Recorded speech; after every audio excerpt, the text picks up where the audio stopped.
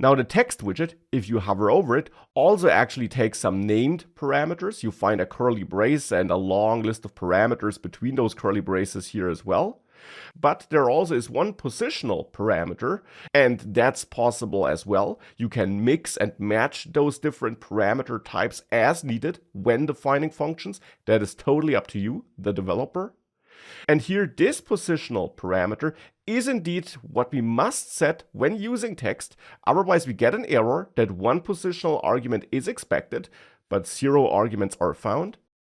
And here, the one piece of data that we must pass in is some human readable text, which should be wrapped between single or double quotes, and single quotes are more common. And here you could write hello world, for example. Now these single or double quotes are required because without them, Dart would think that hello or world exclamation mark should be keywords or identifiers. Now hello and world are definitely not keywords built into Dart, so identifying these words as such fails.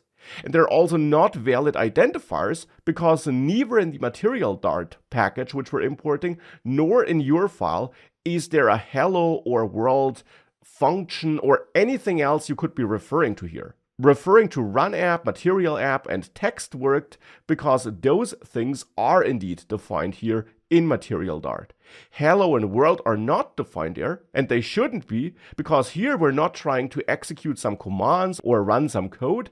Instead, this should be human readable text, and whenever you have text that should not be interpreted as commands, you must wrap it with those quotes, so that this is marked as text that is, for example, meant to be read by humans and not executed as code.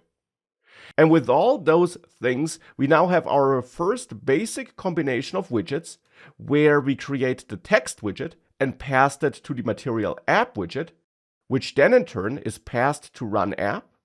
And with that, if you now make sure that you have an emulator up and running, and you start your application on that emulator, either by going to run without debugging, or by clicking this run button here, which is provided as a convenience by the code editor, by Visual Studio Code, you will see this hello world text on this virtual device. It looks ugly, it's definitely not a good looking app, also not a useful app, but it is a first step, and it's our first user interface built with Flutter and widgets that's shown on the screen.